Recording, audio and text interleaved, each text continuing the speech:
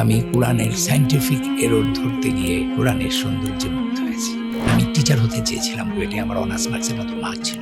আমি ছিটকে পড়ে যাই, আমার একটি ক্ষোভ জন্মে সৃষ্টিকর্তার উপরে, ধর্মের উপরে, এবং আমি জায়নামাজ ফেলে দিই। এটা হয়েছিল একটা মৃত্যু যন্ত্রণা থেকে, ডেথ থটস চিন্তা করে। আমার একটা ভাইনা মারা গিয়েছিল। আল্লাহ, তুমি আমাকে সৃষ্টি করছো কেন? আমি কেন মৃত্যুর মধ্য দিয়ে যাবো? আমি তোমার বলছি সৃষ্টি করতে। আইনস্টাইন তখন আমার বইটা পড়া হয়েছে, থিওরি অফ রিলেটিভিটি। আমার স্টিফেন হকিংস পড়া। আমি পুরোপুরি একজন এথিস্ট হয়ে গেলাম। আমার বাবা মুসলিম, আমার এনভায়রনমেন্ট মুসলিম, আমার দাদি নামাজ পড়ে, আমার নানা নামাজ পড়ে, তারপরে আমি পালন করি না ইসলামকে। মুসলমান, কি অধিকার আমার? তো আমি তো কিচ্ছু জানি না। তোমাকে আমি চাইলেও তো তোমার আমি আল্লাহরে দেখাই ধরব না যে আল্লাহ আছে, এই কারণে আল্লাহ নাই। তো তুমি কোন জ্ঞানের উপর ভিত্তি করে বলো আল্লাহ নাই? কত জ্ঞানী তুমি? তুমি যতই পণ্ডিত হও, 99 পর্যন্ত করবা, কিন্তু তুমি 100 হবে না। তোমার বিশ্বাস করবেন, এই এক হচ্ছে আল্লাহ। এই এক আমাকে 100 দেবে। যেদিন থেকে এই এককে আমি স্বীকার করেছি, সেদিন থেকে আল্লাহ সুবহানাহু ওয়া তাআলা আমাকে সব দিয়ে দিয়েছেন, সব। এত সম্মান আর কত?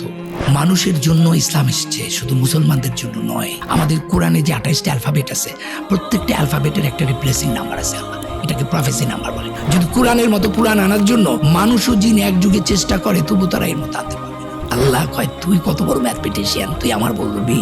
15 দিন নিজে মাতবুরি করে এই বানাইতে চাইছিলাম, আমি 15 ডেজের দিন অসুস্থ হয়ে গেছি। এইটা মানুষের পক্ষে করা সম্ভব না। সূর্যর কক্ষপথ আছে কিনা সেটা মাত্র ডিসকভার হয়েছে হাবল টেলিস্কোপ আবিষ্কার হওয়ার পর। তাহলে 1400 বছর আগে কিভাবে কোরআনে বলে আল্লাহ সৃষ্টি করেছেন রাত্রি ও দিন ও সূর্য ও চন্দ্রকে, প্রত্যেকে নিজ নিজ কক্ষপথে বিচরণ করে। আল্লাহ একটা জায়গায় বলছেন, পৃথিবীতে বা ব্যক্তিগতভাবে তোমাদের যে বিপদ আপদ ঘটে, তার লেখার পূর্বেই তার লেখা হয়। এই জন্য যে তোমরা যা হারিয়েছ তার জন্য বিমর্ষ না হও, আর যা তিনি দিয়েছেন তার জন্য খুশিতে উল্লসিত না হও। আল্লাহ ভালোবাসেন না উদ্ধত অহংকারীকে। মানে পৃথিবীর এমন কোন বই আছে যে বই এমন ভাবে করা হয়েছে, নাম্বারগুলো, অক্ষরগুলো এদিক ওদিক করার কোনো সম্ভাবনা নাই। এটা কোনো মানুষের কাজ নয়। আমি চ্যালেঞ্জ করছি পৃথিবীর শ্রেষ্ঠ ম্যাথমেটিশিয়ানদের, ইউ কাম টু মি। আমি তোমার সাথে ম্যাথমেটিক্যালি বসতে চাই, কিভাবে একটি কোরআন এত সুন্দর ম্যাথমেটিক্যালি একটা মানুষকে করতে পারি কিনা। আমি চ্যালেঞ্জ করলাম। আসসালামু আলাইকুম, গাজীর আকাদ ভাই, কেমন আছেন? মাশাআল্লাহ, আলহামদুলিল্লাহ, অনেক ভালো আছি। আলহামদুলিল্লাহ। ভাইয়া, আপনি 28টা জাতীয় পুরস্কার পেয়েছেন, আলহামদুলিল্লাহ। আমার দুটো ছবিতে দুটো ছবি মিলে, এবং অস্কারের রিমাইন্ডার লিস্টে গিয়েছে। হলিউডে আপনার চলচ্চিত্র অ্যাকসেপ্টেড হয়েছে কমার্শিয়ালি। চলচ্চিত্র জগতে আপনি একজন উজ্জ্বল তারকা বাংলাদেশে। সেখানে শিল্পী, শিল্প, ওই জগৎ সম্পর্কে মানুষের যেটা ধারণা যে কোরআন তাদেরকে আকর্ষণ করে না, তারা ইসলাম থেকে আগ্রহ হারায় ফেলছে অথবা আগ্রহ নাই। সেখানে ইসলাম এবং কোরআন আপনাকে কেন এই বয়সে এসে, এখন আপনার 60 বছর বয়স, আপনাকে কোরআন এত বিস্মিত করে বা আগ্রহী করে তুললো? প্রথমেই বলি, আল্লাহ যা চেয়েছেন তাই হয়েছে। আল্লাহর সাহায্য ছাড়া কোনো শক্তি নাই। আমার যা প্রাপ্তি সেটা, আমি তো একজন প্রকৌশলী, এবং আমি এই বয়সে এসে কোরআন আমাকে অ্যাট্রাক্ট করেছে এটা আমি বলবো না। আমাকে কোরআন অ্যাট্রাক্ট করেছে, আমি যদি বলি তাহলে 2002 থেকে শুরু হয়েছে প্রক্রিয়াটা। 2002 থেকে প্রক্রিয়াটা শুরু হয়েছে, কিন্তু এটা ওয়ার্ক করা শুরু করেছে 2005-06 এরকম, আমি এক্স্যাক্টলি মনে করতে পারছি না। আমি কোরআনের সায়েন্টিফিক এরর ধরতে গিয়ে কোরআনের সৌন্দর্যে মুগ্ধ হয়েছে। আমি আসলে মনে করি আমি তৈরি হইনি, আজকে আমি আপনার সামনে এসেছি তৈরি হয়ে। আমি মনে করেছি এখন আমার কথা বলার সময় এসেছে, আমি এখন কথা বলতে পারি, তাই না? তো আপনি যেটা বললেন যে আসলে শিল্পী যারা এত সুন্দর সুন্দর কাজ করে, যাদের মনটা এত সুন্দর, তার সাথে তো এই মহান শিল্পী সৃষ্টিকর্তারই ভালো সম্পর্ক থাকার কথা ছিল, কিন্তু অথচ উল্টো হয়েছে আর কি, তাই না? তো আমি আসলে সত্যিকার অর্থে আমি একটি মুসলমান পরিবারে জন্মগ্রহণ করেছি। আমার বাবা 64 বছর বয়সে মারা গিয়েছেন। উনি নামাজ পড়তেন 5 ওয়াক্ত, এবং আমি একটি মুসলিম ঘরে জন্ম নেওয়ার পরে আমি অঙ্কে সবসময় খুব কাঁচা ছিলাম, মানে উদাসীন ছিলাম। ক্লাস 7 অঙ্ক 5ও পেয়েছি, কিন্তু ক্লাস 8-এ গিয়ে মিরাকলি আমি অঙ্কতে 84 পেয়ে যাই, আমি স্কুলে ফার্স্ট হয়ে যাই। এই যে আমার অঙ্ক আমার খুব প্রিয় একটি সাবজেক্ট। তো যে কারণে আমি পড়ালেখায়, আমি খুব ছোটোবেলাতেই খুব পারফরমেন্স টেন্ডেন্সি ছিল আমার, এই পড়ালেখা থেকে ঝোঁক ছিল না। আমি পড়ালেখায় মনোনিবেশ করলাম, করার পরে যেটা হলো, আমি স্কুলে ফার্স্ট হলাম, ম্যাট্রিকে 5টা লেটার নিয়ে ফার্স্ট ডিভিশন পেলাম, আমি নটরডেম কলেজে চান্স পেলাম, আমি চিটাগাং মেডিকেল কলেজে ভর্তি হলাম, আমি বুয়েটে 120 জনের মধ্যে আমার মেরিট লিস্ট ছিল, আমি ঢুকলাম এবং আমি প্রচুর এঘেট ছিলাম, পড়ুয়া ছিলাম, পড়তাম কিন্তু নামাজ পড়তাম, রোজা রাখতাম, মসজিদে দেখতাম। এটা আমার বাই বন একটা ঘটনা ঘটেছে। কিন্তু ঘটনাটা ঘটে যায় বুয়েটের একটা প্রিপারেটরি লিভে পরীক্ষার 3 দিন আগে। আমার একটি দর্শন, একটি চিন্তা আমাকে লন্ডভন্ড করে দেয়। এরপর থেকে আমি টিচার হতে চেয়েছিলাম বুয়েটে, আমার অনার্স মার্কসের মতো মার্ক ছিল, আমি ছিটকে পড়ে যাই এবং আমার একটি ক্ষোভ জন্মে সৃষ্টিকর্তার উপরে, ধর্মের উপরে, এবং আমি যাই নামাজ ফেলে দিই, নামাজ থেকে দূরে সরে যাই, ধর্ম থেকে দূরে সরে যাই। এটা হয়েছিল একটা মৃত্যু যন্ত্রণা থেকে, মৃত্যু ডেথ থটস চিন্তা করে। আমার একটা ভাইনা মারা গিয়েছিল, তো ব্রেন টিউমারে। রাত্রে হঠাৎ একটা থটস আমার মাথার মধ্যে কাজ করে, সেখান থেকেই যে এই যে আমি আপনি বসে আছি, বর্তমানটাই তো আসল। Just I think I am taking breath, এই যে ব্রেথটা নিচ্ছি এটাই হলো আসল। কালকে আমি কি দিয়ে ভাত খেয়েছি? ইলিশ মাছ দিয়ে খেয়েছি না? অস্কারে আমার পুরস্কার পেয়েছি, আমি 20টা জাতীয় পুরস্কার পেয়েছি, কি ছিলাম? It doesn't matter. Matter is that I am taking the breath. When the death will come, I am taking the test of death. কষ্ট, মৃত্যুর যে যন্ত্রণা ছোটবেলা থেকে যা শুনে আসছি ইমামদের মুখে, মসজিদে, সবার কাছে ডেড বডি দেখে, আমার তখন মাথার মধ্যে ঢুকে গেল, এই অল্প বয়সের একটি ছোট্ট বাচ্চা, তার মাথার মধ্যে ঢুকে গেল এত যন্ত্রণার মধ্যে দিয়ে আমি যাবো কেন? আল্লাহ, তুমি আমাকে সৃষ্টি করছো কেন? অ্যাডাম গন্ধম ফল খাইছে, তাতে আমার কি? আমি কেন মৃত্যুর মধ্য দিয়ে যাবো? আমি তোমার বলছি সৃষ্টি করতে। এই যে ফিলোসফিটা day after day, day after day, আর চারিদিকে নানা মানে কি বলবো, ধর্ম কিন্তু আমাদের একটা শিক্ষিত মানুষের হাতে। আমি যদি বলি ধর্মের গ্র্যাজুয়েশন লেভেলটা হচ্ছে ইসলাম। তো আপনি যদি গ্র্যাজুয়েট না করে হুট করে ক্লাস 5-এ পড়ে যদি আপনি গ্র্যাজুয়েশনের অঙ্ক করতে বসেন, আপনি পারবেন না। ইসলামকে বুঝতে গেলে, ইসলাম যেই ধর্ম, কোরআনকে বুঝতে গেলে যে জ্ঞানটা দরকার, যে শিক্ষাটা দরকার, সেই শিক্ষাটা ছাড়া যদি ওইটা নিয়ে কেউ নাড়াচাড়া শুরু করে, সে কিন্তু মিসগাইড করবে। তো এই ধরনের মিসগাইডের কারণেই নানা প্রশ্ন আমাকে শুরু করলো। আমার আইনস্টাইন তখন আমার বইটা পড়া হয়েছে, থিওরি অফ রিলেটিভিটি, আমার স্টিফেন হকিংস পড়া। আমি পুরোপুরি একজন এথিস্ট হয়ে গেলাম। আই ডোন্ট বিলিভ আর, মানে I am don't believe in anything. এবং আমার সাথে একটা সৃষ্টিকর্তার একটা যুদ্ধের মতো হলো যে আমি তোমাকে, তুমি এটুকু ইচ্ছা করলে তুমি আমাকে সৃষ্টি করতে পারো না। I was total out of religion. কিন্তু আমাকে, আমার অসুস্থ হয়ে যাচ্ছিলাম, আমার মানসিক স্বাস্থ্যটা, যেহেতু জীবনে কোনো আনন্দ নাই, হাসি না, আমি একদম একটা ভিন্ন জগতে চলে যাচ্ছি। তখন তো আমার অনেকে ধর্মকর্ম বেশি করে, অনেকে পাগল হয়ে যায়। ওই সময় নাটক আমাকে বাঁচালো। নাটক আমাকে, জীবনটা তো একটা খেলা, আমরা সবাই খেলছি, ও আমাকে আবার একটা খেলার মধ্যে ঢুকাই দিল। আমি নাটক খেললাম, যেটা আমাদের একটা অ্যাবসার্ড নাটক বলে একটা নাটক আছে, সেখানে সবসময় একটা খেলা থাকে। খেলা শুরু করলাম, ভুলতে থাকলাম সেই সত্যটাকে। আর যত অ্যান্টি ইসলাম, অ্যান্টি ধর্মর বিষয় নিয়ে আমি লেখালেখিগুলোর মধ্যে ছিলাম, প্রিয় ছিল আমার অনেকেই। যেমন আমাদের কোনো এক অধ্যাপক বলেছিলেন, আস্তিক আর নাস্তিকের মধ্যে পার্থক্য কি? একটা ছেলে প্রশ্ন করেছিল, তখন সেই অধ্যাপক বলেছিল পার্থক্য একই। কিরকম স্যার? বলে, পৃথিবীতে যদি 200টা ধর্ম থাকে, ধরেন কথার কথা, তাহলে 99টা বাদ দিয়ে আপনি ইসলাম গ্রহণ করবেন। আর যে নাস্তিক, সে 200টা বাদ দিছে, আর যে ধার্মিক, সে 199টা বাদ দিছে। পার্থক্য তো একের। এই ধরনের কথা কিন্তু একজন প্রফেসর যখন ছাত্রদের বলে, তখন এটা খুব দ্রুত প্রোগ্রেট করে, ধাক্কা দেখতে। এখন আমি এটা অ্যান্সার দিচ্ছি। ইসলাম একটা ধর্ম নিরপেক্ষ ধর্ম, সব ধর্মকে ইনক্লুড করেছে ইসলাম। আমাদের আদি থেকে আমরা মাত্র 25 জন রসুলের নাম জানি কোরআনে, তাই না?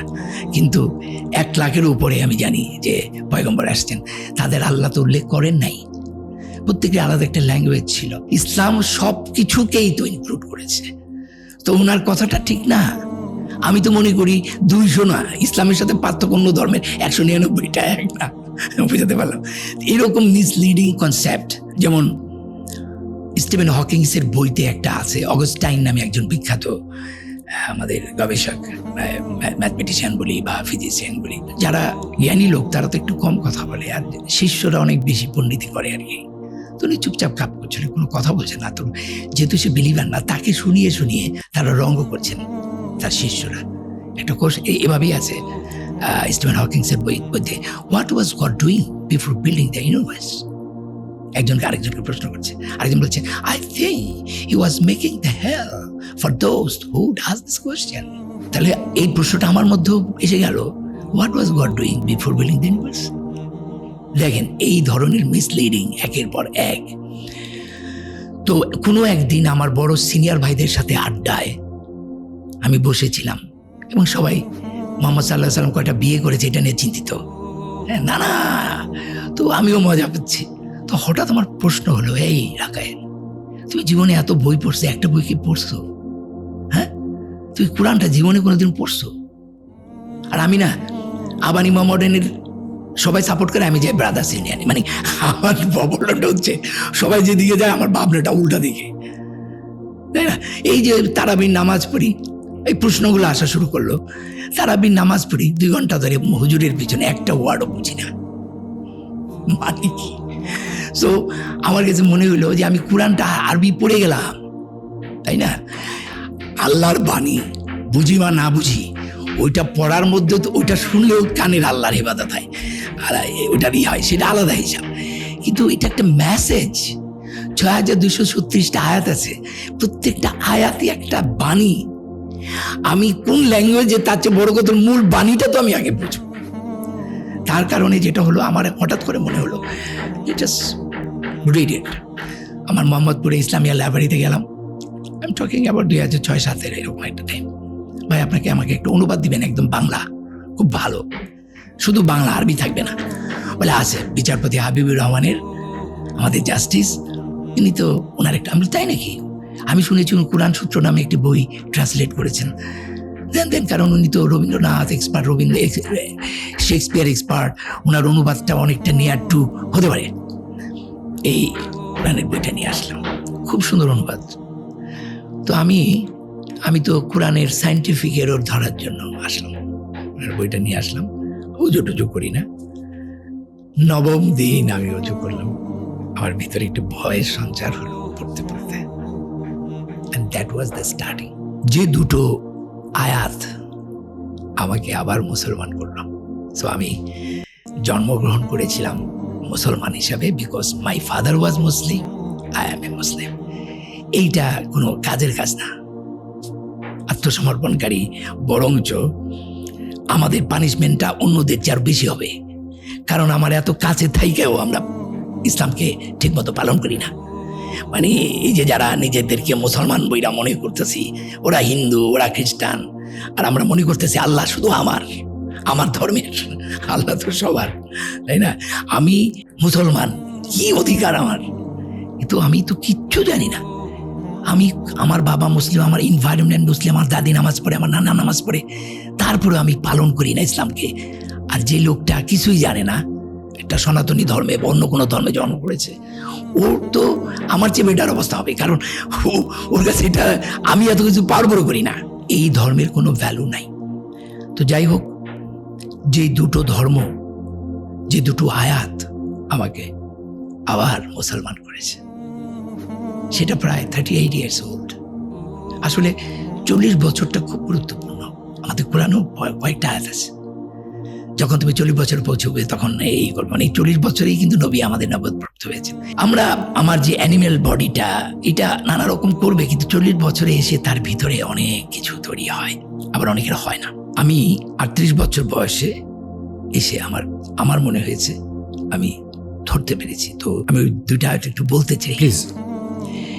একটি আয়াত হচ্ছে সূরা আল হিজরের 26, 27, 28, 29, 30 এই পর্যন্ত আয়াতটা আমি আয়াতটা পড়ি। আউযুবিল্লাহি মিনাশ শাইতানির রাজিম, বিসমিল্লাহির রহমানির রহিম। আমি তো ছাঁচের ঢালা শুকনো ঠনঠনে মাটি থেকে মানুষ সৃষ্টি করেছি, এর আগে গরম বাতাসের ভাব থেকে জিন সৃষ্টি করেছি।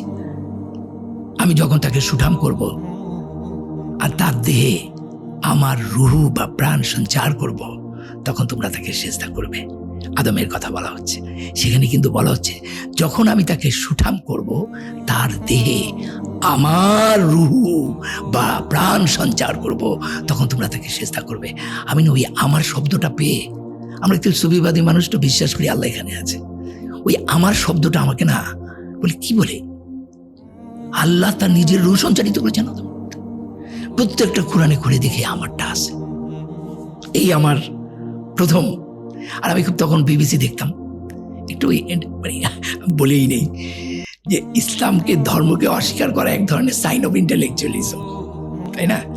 কিছু লোক আছে যারা জ্ঞানের মাধ্যমে অস্বীকার করে, আমি তাদেরকে কিন্তু করতে ভালোই বলি, কিন্তু তাদেরকে অনুসরণ করে একটা শ্রেণী আছে যে ওইটাকে ফলো করে, যে আল্লাহকে মানি না, ওইটা একটা জাতে উঠলাম, আমি অনেক জ্ঞানী মানুষ, ওইটা আমার পছন্দ না আর কি।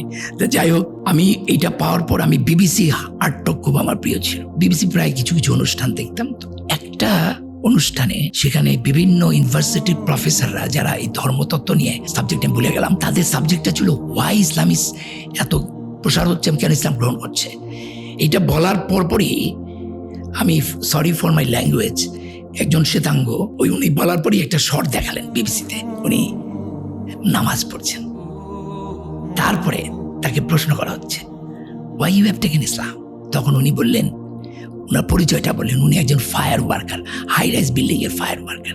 যারা ফায়ার ওয়ার্কার হয় এরা একটু মানবকর্মী হয়, এই মানুষকে খুব ভালোবাসে, এরা মানবতাবাদী মানুষ। তো উনি বলল যে আমি একটা আয়াত পেয়েছি, এই আয়াতের কারণে আমি মুসলমান হয়েছি। কি সেই আয়াত? যে আয়াতটা আমাকেও পাগল করে দিছে। সেই আয়াতটা হচ্ছে সূরা মাইদার ৩২ নম্বর আয়াত। ভুল হতে পারে, আল্লাহ মাফ করে দিবে, কিন্তু আমি আয়াতটা বলি, সেটা হচ্ছে আউযুবিল্লাহি মিনাশ শাইতানির রাজিম, বিসমিল্লাহির রহমানির রহিম। এই কারণেই বনি ইসরায়েলের উপর আমি এই বিধান দিলাম যে নরহত্যা বা পৃথিবীতে ধ্বংসাত্মক কার্য করা হেতু ব্যতীত কেউ কাউকে হত্যা করলে সে যেন পৃথিবীর সকল মানুষকেই হত্যা করলো। কেউ কারো প্রাণ রক্ষা করলে সে যেন পৃথিবীর সকল মানুষেরই প্রাণ রক্ষা করলো। তাদের কাছে আমার রাসূলরা স্পষ্ট প্রমাণ এনেছিল, কিন্তু অনেকেই সীমা লঙ্ঘনকারী রয়ে গেল। ও মাই আল্লাহ, একটা মানুষকে বাঁচালে সমগ্র মানব জাতির বাঁচানোর সওয়াব পাবে। কোনো কজ ছাড়া একটা মানুষকে হত্যা করলে, মানে যে পৃথিবীকে ধ্বংস করছে তাকে হত্যা করাটা জায়েজ, কিন্তু কোনো যুক্তিযুক্ত কারণ যেটা ধ্বংস করে না, এরকম যদি হয়, আপনি যদি একটা মানুষকে হত্যা করেন তাহলে সমগ্র মানব জাতির হত্যার পানিশমেন্ট আপনি পাবেন। ওই ফায়ার ওয়ার্কার বলতেছে যে একটা মানুষকে বাঁচালে যদি সমগ্র মানব জাতিকে বাঁচানোর সওয়াব পাওয়া যায়, এত বড় আয়াত তো আমি কোনো গ্রন্থে পাই নাই। Why shall I not take the Islam? উনি যখন এটা বলছে তখন ওই আয়াতটা আমার মুখস্থ। আরো অনেক আয়াত আছে, সূরা আহজাবের মোস্ট প্রবাবলি ২৭ নম্বর আয়াত হবে আমার যতদূর মনে পড়ছে। সেটা বলছেন যে আল্লাহ, পৃথিবীর সমস্ত গাছ যদি কলম হয়, আর এই যে সমুদ্র এর সঙ্গে এ যদি কালি, সেই সঙ্গে আরো ৭ সমুদ্র যুগ দিয়ে যদি কালি হয়, তবুও তোমরা আল্লাহর গুণাবলী লেখে শেষ করতে পারবে না, কারণ তিনি শক্তিমান তত্ত্বজ্ঞানী। This is my point. শক্তিমান তত্ত্বজ্ঞানী, তিনি সর্বশ্রেষ্ঠ তত্ত্বজ্ঞানী। এই সর্বশ্রেষ্ঠ তত্ত্বজ্ঞানীটা যে কতবার কোরআনে আল্লাহ বলেছেন। মজার ব্যাপার হচ্ছে, এই তত্ত্বজ্ঞানী বলার পরপরই উনি একটা অসাধারণ তত্ত্ব দিয়েছেন। সে আয়াতটা কি? আউযুবিল্লাহি মিনাশ শাইতানির রাজিম, বিসমিল্লাহির রহমানির রহিম। আল্লাহ বলতেছেন, তোমাদের সকলের সৃষ্টি ও পুনরুত্থান একটি মাত্র প্রাণীর সৃষ্টি ও পুনরুত্থানের সমান। আর আল্লাহ তো সব দেখেন ও শুনেন। আপনি চিন্তা করতে পারেন, একটি প্রাণীর সৃষ্টি ও পুনরুত্থান তোমাদের সকলের সৃষ্টির ও পুনরুত্থানের সমানে। বিবর্তনবাদের কথা বলতেছে না, হ্যাঁ? কিনা নাই কোরআনে। যারা ভাই বুঝে না, যার জ্ঞান নাই, তারা উল্টাপাল্টা কথা বলা উচিত না কোরআনকে বাদ দিয়ে। আবারও বলছি, কোরআন অনেক জ্ঞানী গর্ভ একটা বই। আপনি চিন্তা করেন, একটা টিকটিকি যদি পৃথিবীতে থাকে, সেখান থেকে আল্লাহ আবার পুনরায় সৃষ্টি করবেন। মানে আমার কথা হচ্ছে, আজ পর্যন্ত মানুষ একটা অ্যামিবিয়া সৃষ্টি করতে পারছে? কোনো প্রাণী সৃষ্টি করতে পারছে?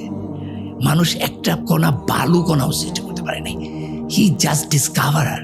সে ধুলাবালি বার করে একটা করে নক্ষত্র আবিষ্কার করে আর বলে আল্লাহ নাই, আল্লাহ নাই।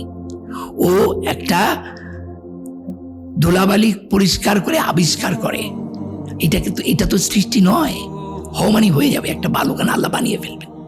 তো বলতেছে আপনি যে কয়দিন পরে বলবে আমি মানুষ বানাইছি, এটাও বলতে পারে, কারণ আপনি তো ক্লোনিং হয়ে গেছে। আপনি কলম আছে না, গাছের যে কলম হয়, তো এক গাছ থেকে আরেক গাছ জন্ম পানাটা কি সৃষ্টি করা হলো? আপনি রূপান্তর করলেন, কিন্তু একটা বালু মানুষ সৃষ্টি করতে পারবে না। এই যে আয়াতগুলো দিনে দিনে আমাকে আস্তে আস্তে কোরআনের দিকে আকৃষ্ট করেছে। যেমন বিগ ব্যাং তত্ত্ব, মহাসংকোচন তত্ত্ব। বিগ ব্যাং তত্ত্বতে স্পষ্টভাবে সূরা আম্বিয়াতে 32-30 থেকে আয়াতটা শুরু হয়েছে যে আউযুবিল্লাহি মিনাশ শাইতানির রাজিম বিসমিল্লাহির রহমানির রহিম। অবিশ্বাসীরা কি ভেবে দেখে না আকাশ ও পৃথিবী ওতপ্রোতভাবে মিশেছিল, তারপর আমি বইকে পৃথক করে দিলাম এবং প্রাণবান সবকিছু পানি থেকে সৃষ্টি করলাম। চিন্তা করছেন? All thing are created from water. এবং আকাশ ও পৃথিবী, আকাশ means is a symbol of universe. এই সব কিছু ওতপ্রোতভাবে জমেছিল, তার মধ্যে বিগ ব্যাং এর মতো করে দিলাম। এবার আমি আসি সূরা আম্বিয়ার 104 নম্বর আয়াত। যেই কথাটা স্টিফেন হকিংসে ওই অগাস্টাইনকে বলা হয়েছিল, সেটার উত্তর আমি এখন আপনাকে দিচ্ছি। ওখানে বলা হয়েছিল যে what was God doing before building the universe. সূরা আম্বিয়ার 104 নম্বর আয়াতে আল্লাহ বলছেন আউযুবিল্লাহি মিনাশ শাইতানির রাজিম বিসমিল্লাহির রহমানির রহিম। সেদিন আমি আকাশকে গুটিয়ে ফেলবো যেভাবে লিখিত কাগজ গুটানো হয়। যেভাবে প্রথম সৃষ্টি করেছিলাম সেভাবে পুনরায় সৃষ্টি করব। প্রতিশ্রুতি পালন আমার কর্তব্য, আমার কর্তব্য আমি করবই। লিখিত কাগজ গুটানো, বুঝতে পারছেন, ব্ল্যাক হোলস এর মাধ্যমে আস্তে আস্তে কিন্তু সব কিছু আবার মহাসংকোচনে, I am talking about Stephen Hawkings, total আবার একটা জায়গায় চলে আসবে। এই যে পৃথিবীটা যখন, সূর্যটা যখন নিভে যাবে, এটা একটা ব্ল্যাক ম্যাটারে পরিণত হবে। এবং যেটা হয় এরকম জমতে জমতে জমতে জমতে একসময় মহাবিশ্বের সবগুলোকে সে একত্রে নিয়ে আসবে। তাহলে ওতপ্রোতভাবে এটা ছিল, আল্লাহ বিগ ব্যাং করলেন, আবার ওইটা আবার আগের জায়গায় চলে গেলেন। কি বলেছেন?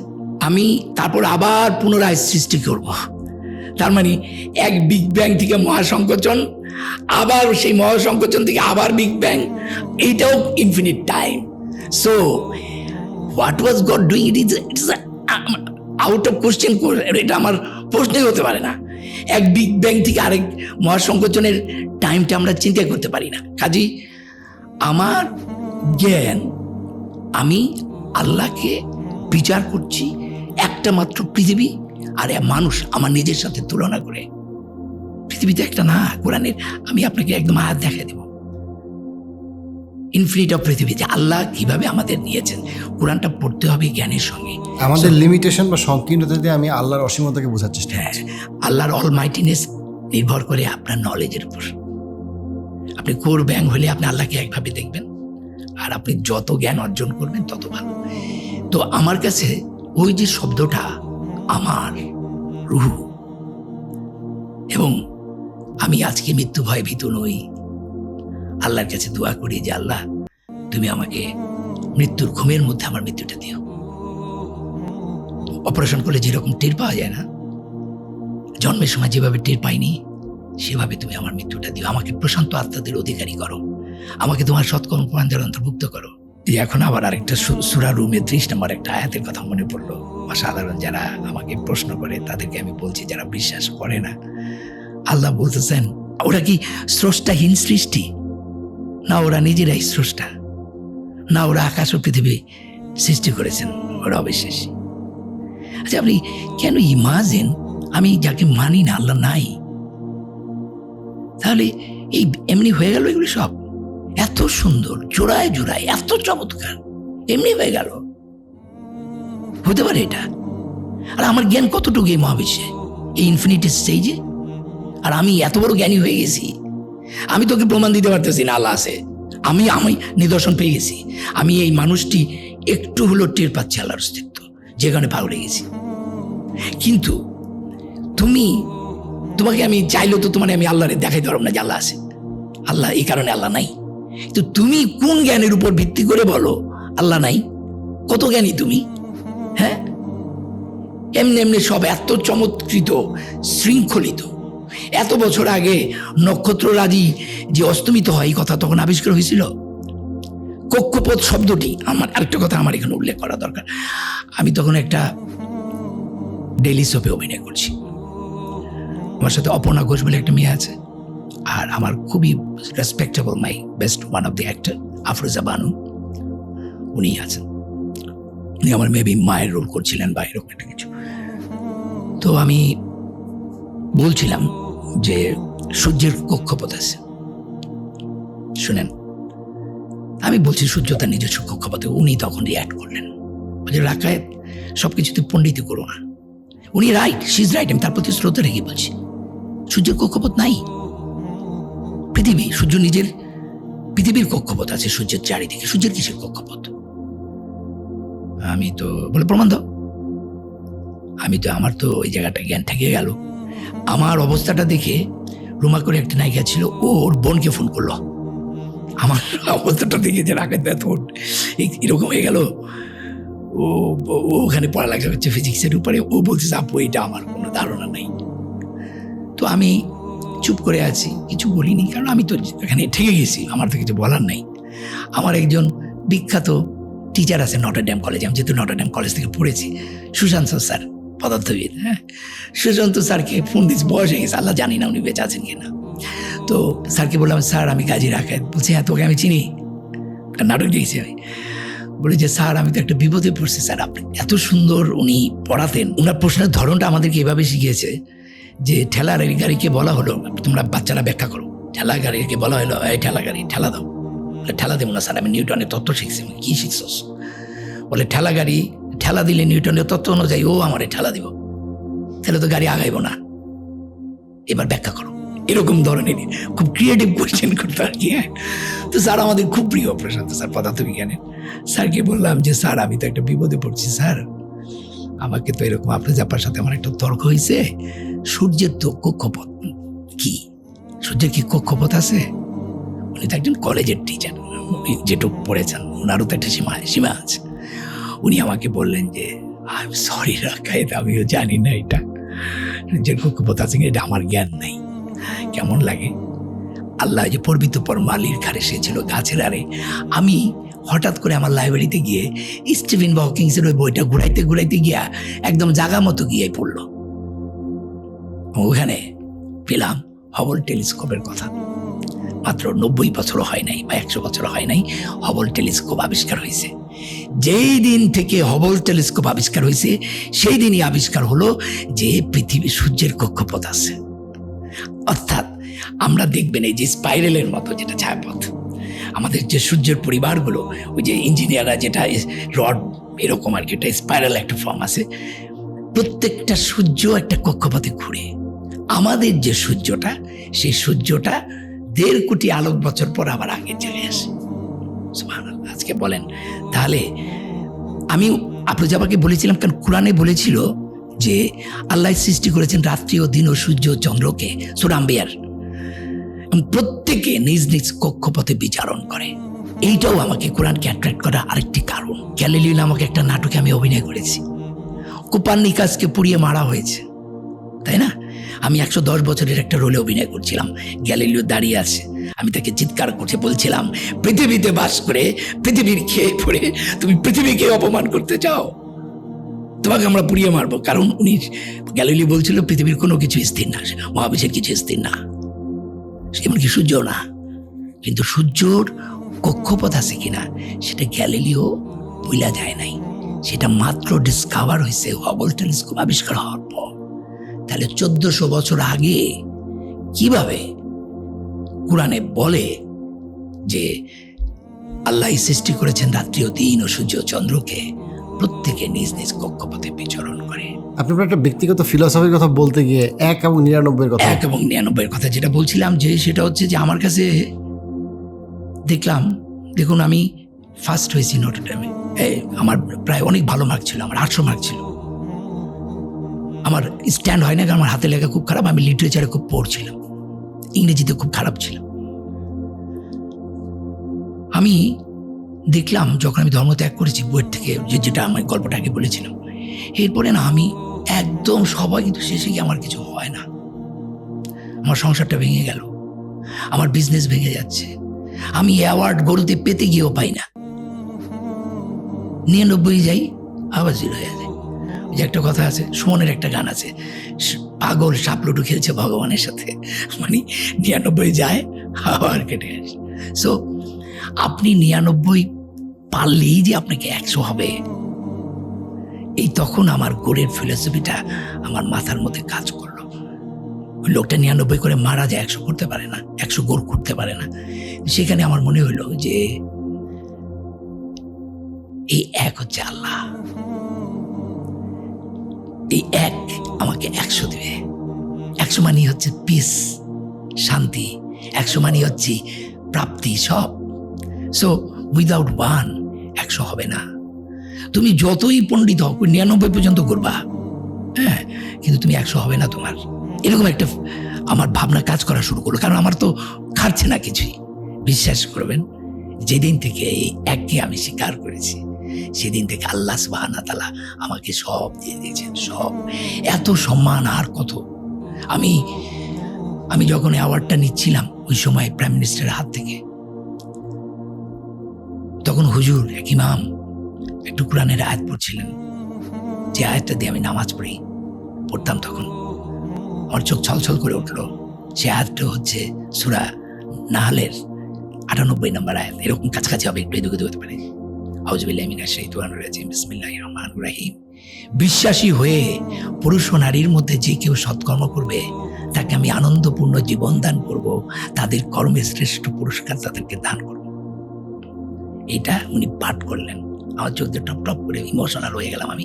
উনি এত সুন্দর জায়গাটা সিলেক্ট করলেন এই জাতীয় পুরস্কারের অনুষ্ঠানে, বাহ, দারুণ।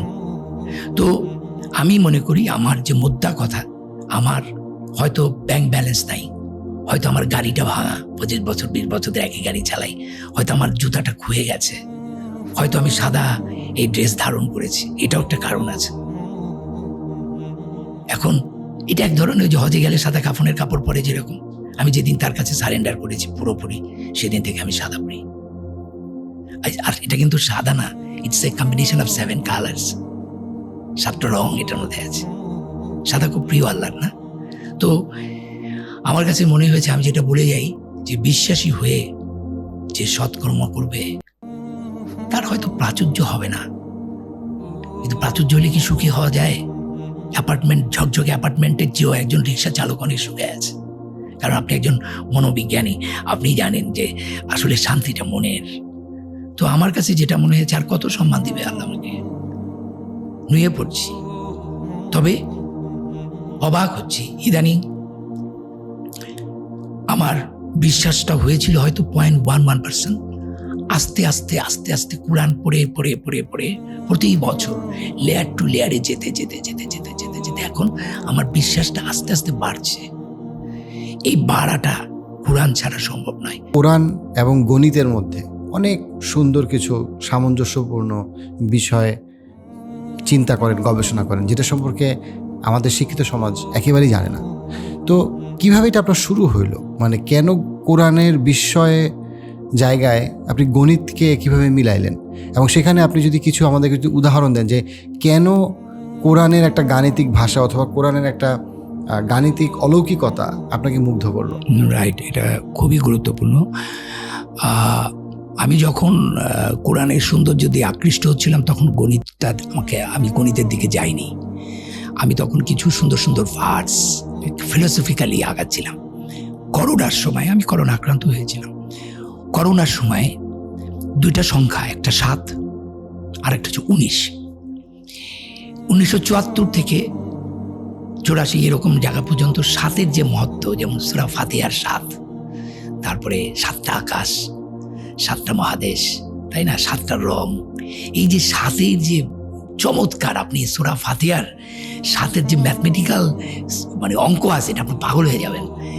7 নিয়ে গবেষণা করে ফেলেছে রিসার্চাররা। 19 যে সংখ্যাটা, যেটা কোরআনে মুদাথিরে আল্লাহ বলতেছেন 30 নম্বর আয়াতে, যে 19 জন দেহরক্ষী থাকবে, ফেরেশতা থাকবে দুজকের। এই 19 সংখ্যার মধ্যে চিন্তাশীলদের জন্য কোরআন আছে। তো 19 নিয়েও অনেক গবেষণা হয়েছে, এবং 19 অসাধারণ। এটাও সূরা ফাতিহা 7 আর 19-এর রিসার্চাররা গত 74 থেকে এটা নিয়ে কাজ করেছে। আমি গোল্ডেন রেশিও 1.618, এটা নিয়ে ক্যামেরার রেশিও আছে 1.6। গোল্ডেন রেশিও তো এটা বলে শেষ করা যাবে না আজকের এই সেশনে। এইটা খুব রিসেন্টলি আবিষ্কার হয়নি। কোরআনের মধ্যে যে গোল্ডেন রেশিওটা আছে, দেখেন 1.618, এটা নবীর সময় ছিলই না, শূন্য ছিল না তখন। শূন্য হয়েছে আরো এক ইন্ডিয়ান পণ্ডিত এটা আবিষ্কার করেছেন অনেক পরে। শূন্য আমাদের ম্যাথমেটিক্সকে একটা কমপ্লিটনেস আনছে, কিন্তু শূন্য ছাড়া ম্যাথমেটিক্স হবে না, এটা ভুল। ওই সময় শূন্য ছিল না। কিন্তু 1.618 পয়েন্ট সামথিং, এটা তো নবী করিম সাল্লাল্লাহু আলাইহি ওয়াসাল্লামের ছিল না। কিভাবে কাটায় কাটায় এগুলো মিলে যাচ্ছে। কোরআনের মধ্যে যেমন ধরেন 786, 786, এই 786টার একটা মহত্ব আছে। এটা কিন্তু ওই যে এটাকে অ্যাবজাদ ভ্যালু বলে বা জিওমেট্রা ভ্যালু বলে। আমাদের কোরআনে যে 28টা অ্যালফাবেট আছে, প্রত্যেকটা অ্যালফাবেটের একটা রিপ্লেসিং নাম্বার আছে। আল্লাহ এটাকে প্রফেসি নাম্বার বলে। আল্লাহ এই নাম্বারটা দিয়েছেন কোরআন আরবিক ল্যাঙ্গুয়েজটার সাথে সাথে। এখন মজার ব্যাপারটা হচ্ছে যে এই গোল্ডেন রেশিওটা সূরা ফাতিহার মধ্যে আছে। কিভাবে? ধরেন আমাদের মানে সূরা, আমি যেটা গবেষণাটা করেছি সেটা হচ্ছে যে কোরআনের প্রত্যেকটা সূরার একটা ম্যাথমেটিক্যাল ভ্যালু দেওয়ার চেষ্টা করেছি। ধরেন সূরা বাকেরার 286টা আয়াত আছে, তাহলে এটার ম্যাথমেটিক্যাল ভ্যালু হবে 2.286, যদি এটা আমি ডেসিমেলে নিয়ে আসি, ডেসিমেল ভ্যালু। সূরা আল মারিজের 44টা আয়াত আছে, কিন্তু এটা চ্যাপ্টার নাম্বার হচ্ছে 70, তাহলে এটা আমরা বলতেছি 70.44। এখন কোনোটায় কোনো আয়াত যে আয়াতগুলোর বেশি, যেমন ইমরানে বেশি, সূরা নাসে বেশি, কিন্তু সূরা আল ফালাক বা সূরা নাসে কিন্তু আয়াত সংখ্যা কম, সূরা ইখলাসে তো আরো কম, তাই না? বা সূরা যাই হোক কাউসারে তো মাত্র 3টা আয়াত। তাহলে ওই 3টা আয়াতের ডিজিটাল ভ্যালুটা আর দশমিক ভ্যালুটা কিন্তু সূরা বাকেরার এক না, বুঝতে পারছেন? আলাদা। তার পজিশন অনুযায়ী বার করলাম। তার মানে এইভাবে আমি সূরাগুলো বার করলাম, করার পরে তাহলে কোরআনে টোটাল 114টা সূরার মধ্যে 2টা সূরাতে বিসমিল্লাহ নাই। 1 নম্বর সূরা তওবায় কোনো বিসমিল্লাহ নাই, 9 নম্বর চ্যাপ্টার। আর সূরা ফাতিহার যে বিসমিল্লাহটা আছে, সেই বিসমিল্লাহটা, এটা আমার কথা না, রিসার্চারদের কথা, সূরা ফাতিহাটা বিসমিল্লাহটা 7টা আয়াতের ভেতরে, ঠিক আছে? তার মানে 112টা বিসমিল্লাহ। আর সূরা ফাতিহার বিসমিল্লাহটা ধরলে পুরা কোরআনে আয়াত সংখ্যা হচ্ছে 6236টা। তার সঙ্গে আপনি যদি 12 যোগ করেন তাহলে এটা হবে 6348। এটা হচ্ছে টোটাল আয়াত সংখ্যা। এখন প্রত্যেকটা সূরার আগে যে বিসমিল্লাহর আগে কোনো নাম্বার নাই, কিন্তু প্রত্যেকটা কোরআনের প্রত্যেকটা ভার্সের আগে নাম্বার আছে। তাহলে সূরা বাকারার 255 নম্বর আয়াত, আয়াতুল কুরসির যে দশমিক ভ্যালু, আর সূরা ফাতিহার আরেকটা আয়াতের দশমিক ভ্যালুর মধ্যে পার্থক্য আছে, কারণ এটা 1.6। এখন বিসমিল্লাহ যেহেতু নাই, তাহলে যার নাই তার তো একটা অ্যাভারেজ ভ্যালু করা উচিত, তাই না? আপনি দেখেন 114কে আপনি যদি 6348 দিয়ে ভাগ দেন, আপনি ভাগফলটা পাবেন 0.01799 সামথিং, মানে যেটা অ্যাভারেজ করলে হয় 0.018 বিসমিল্লাহর ভ্যালু।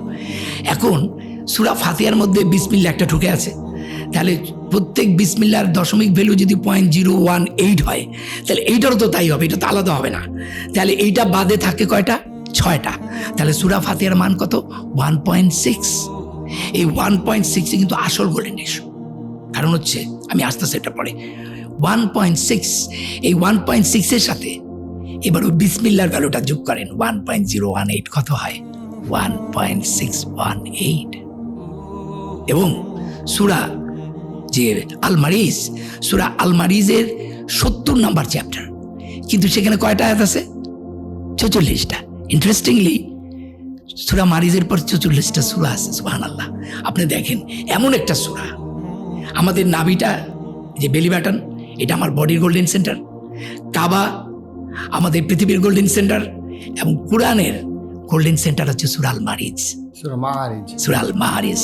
সেখানে 70, এবং সেটার ভ্যালু হওয়ার কথা ছিল 70.44, এবং 70.44 এটার সাথে যদি এবার একটা বিসমিল্লাহ আছে ওটা যোগ করেন 0.018, তাহলে ওটা যোগ করার পর 70.45 সামথিং পাবেন। 114কে 70.45 দিয়ে ভাগ দেন, দেখবেন 1.618 হচ্ছে। সো এরকম, যেমন আমি রিসার্চারদের সাথে, রিসার্চার এগুলো তো বাংলাদেশি রিসার্চারটা কম হয়েছে, সিরিয়া, জর্ডান এবং এগুলো হয়ে গেছে। আমার কাছে একটা সফটওয়্যার আছে, এটা সিরিয়ার এক ইঞ্জিনিয়ার। আমি শুধু এটুকুই আমি আপনাকে বলি, ম্যাথমেটিশিয়ানস আর একটা ইঞ্জিনিয়ারের মধ্যে পার্থক্য আছে। ইঞ্জিনিয়াররা ম্যাথমেটিক্সটা রেগুলার প্র্যাকটিস করে, আর ম্যাথমেটিশিয়ানরা হলো তাত্ত্বিক। সো ইঞ্জিনিয়াররা, আমি যেহেতু ইঞ্জিনিয়ার, আমি কিন্তু 0.05 থেকে শুরু করে এগুলি নিয়েই আসি সবসময়। কাবার 4টা ডাইমেনশন আমার মুখস্থ, কাবা ঘরের কোন ডাইমেনশন আল্লাহ আমাকে এখনো নেয়নি, ইনশাল্লাহ যাবো। কিন্তু কাবা ঘরের হাইট, ডাইমেনশন সব আমার মুখস্থ। আমি বলি কাবার এক সাইডের ডাইমেনশন হচ্ছে যেটা সামনে, যেটাকে হিজার স্মাইল বলে, তাই না, যে হিজার স্মাইল যেটা সার্কেল, সেমি সার্কুলার, ওই ডাইমেনশনটা হচ্ছে 9.9 মিটার। তার ডান পাশে যেটা হিজার স্মাইলের, সেটার মাপ হচ্ছে 12.04 মিটার। আর তার বাম পাশেটা হচ্ছে 11.68, আরেকটা হচ্ছে 10.18। তার আপনি যদি কাবাকে বর্গাকৃতি বলেন তাহলে কিন্তু ভুল। এই 4 রকমের মাপই এমন, কাবা শরীফের সমস্ত মাপগুলো যোগ করার পর কাটায় 114 হচ্ছে। শুধু কোরআনে না, এই ম্যাথমেটিক্যাল বিউটিটা আমাদের কাবা শরীফের মধ্যে আছে, মানুষের মধ্যে আছে। এবং আমি অবাক হবেন, কোরআনে আমাদের নবী করিম সাল্লাল্লাহু আলাইহি সাল্লামের সময় যখন কোরআনটা নাজিল হয়, তখন কোনো জবর জের ছিল না, এবং তখন ছিল 28টা অ্যালফাবেট। এবং পুরা কোরআনে, মানে এটা আমি নই, এটা রিসার্চ করে সফটওয়্যার এখন এটা পাওয়া যায়, বের করা হয়েছে, 3,25,384টা লেটার্স, আর শব্দ আছে 87,530টা। আমার রিসার্চে বলে 87,529টা, সূরা তাহার সাথে আমি একটা মিল পেয়েছি। যাই হোক, 87,530টা। এখন এই যে 3,25,384টা, এটার প্রত্যেকটা লেটারের যে রিপ্লেসিং অ্যাবজার্ভ ভ্যালু, সেটা যদি বসাই তাহলে যে সংখ্যাটা হয় সেটা হচ্ছে 23506,544। আর 6,236টা যে আয়াত আছে, প্রত্যেকটা আয়াতের আগে যে নাম্বারগুলো আছে, এগুলো আমার সব বার করা আছে। সেই নাম্বারগুলো যদি আপনি যোগ করেন তাহলে সেই নাম্বারটা হয় 333,667। ইন্টারেস্টিং হলো, এই 23506,544কে আপনি যদি ওই 333,667 দিয়ে ভাগ দেন তাহলে হয় 70.45 সামথিং, যেটা ওই সূরা আল মারিজের সমান নাম্বার, এবং যেটাকে 114 দিয়ে ভাগ দিলে হয় 1.618। গাইনের আপনার ডিজিটাল অ্যাবজার্ভ ভ্যালু হচ্ছে 1000, তাই না? তাহলে 50টা গাইনে দিক হলে তো আপনার গোল্ডেন রেশিও হবে না। মানে পৃথিবীর এমন কি কোন বই আছে যে বই এমনভাবে করা হয়েছে যে নাম্বারগুলো, অক্ষরগুলো এদিক ওদিক করার কোনো সম্ভাবনা নাই। এটা কোনো মানুষের কাজ নয়। আসলে আমার প্রায় 100-এরও অধিক অবজারভেশন বেরিয়ে গেছে এই করোনার পর থেকে। আমি ম্যাথমেটিক্যালি একটি গবেষণা করছি। আমার একটা স্বপ্ন আছে, ইনশাআল্লাহ আল্লাহ যেন আপনাদের সহযোগিতায় আরো সবার উদ্দেশ্যে একটি গবেষণা কেন্দ্র করা, সেটা হচ্ছে কোরআনের ও কাবার গাণিতিক গবেষণা কেন্দ্র।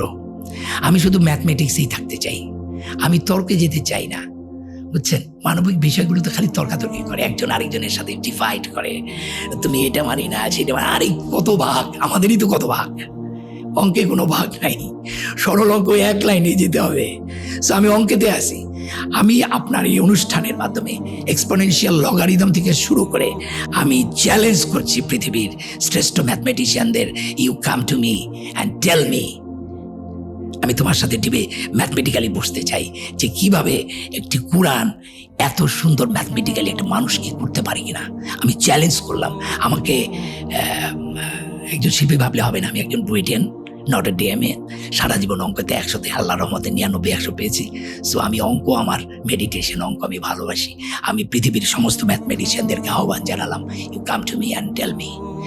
কেমিস্ট্রি, ফিজিক্স তো রয়েই গেছে, সেগুলি তো রয়েই গেছে, একটা কথা আমার এখন কেমিস্ট্রির কথা বলার পরে মনে পড়ে গেল, যারা সায়েন্সের ছাত্র তাদেরকে আমি বলছি, অ্যাবজাদ ভ্যালু না বুঝলে জিওমেট্রা ভ্যালু হিব্রু ভাষায় ছিল। হিব্রু ভাষায় 27টা লেটার ছিল, অ্যালফাবেট ছিল, আমাদের 28টা। আপনারা জানেন যে অ্যাটমিক নাম্বার কাকে বলে? অ্যাটমিক নাম্বার হচ্ছে নাম্বার অফ প্রোটনের সংখ্যাই অ্যাটমিক নাম্বার। একটা পার্টিকেলের অণুর মধ্যে প্রোটন আর নিউট্রন থাকে, ইলেকট্রন তো মাইনাস, ওটার কোনো ভর নাই। নিউট্রন আর প্রোটন সমান থাকে। আর একই ম্যাটার কিন্তু অনেক রকমের ফর্ম আছে, যেমন আয়রনের 3-4টা ফর্ম আছে, তাই না? ওই প্রোটনটা একই থাকে, প্রোটন যদি চেঞ্জ হয়ে যায় তাহলে ওই ম্যাটার চেঞ্জ, আর নিউট্রনটা এদিক ওদিক হয়। মনে করেন আয়রন, এটা দিয়ে আমি বুঝাই। আয়রন আমাদের একটা সূরা আছে, সেই সূরাটার নাম আল হাদিদ, 57 নাম্বার চ্যাপ্টার। এখন এই যে পৃথিবীর কেন্দ্রে কি আছে? লোহা, একদম গলিত লোহা। এবং এই লোহাটা কিন্তু বিগ ব্যাং এর সময় হিলিয়াম প্রসেস হয়ে হয়ে কিন্তু এই লোহাটা আসছে। লোহাটা কিন্তু বলে না বাইরে থেকে আসছে, বাইরে থেকে আসছে, আল্লাহ কি লোহা পাঠাইছে নাকি? এইটা ওই বিগ ব্যাং এর সময় সেন্টারেই লোহাটা আছে। আমার কথা হলো, পৃথিবীর কেন্দ্রে যে লোহা আছে, এটা কি নবী করিম সাল্লাল্লাহু আলাইহি সাল্লাম তখন জানতেন? জানা সম্ভব ছিল ওই সময়? কিন্তু উনি 114 একদম সেন্টারে 57 নাম্বার চ্যাপ্টারটা কি হলো? লোহা, আয়রন। পৃথিবীর সেন্টারেও আয়রন, কোরআনের সেন্টারে। ও আচ্ছা, এটা কোইন্সিডেন্স, সব কোইন্সিডেন্স। এরপরে আসি, পরের স্টেজটায় আসি। আপনার সূরা এই আল হাদিদের আপনি যদি 26টা, মানে আমি যদি অ্যাবজাদ ভ্যালুটা না বুঝি, যেমন হাদিদ, হার অ্যাবজাদ ভ্যালু 8, দাল 4, আর ইয়া আর আরেকটা দা, তাহলে কত হলো?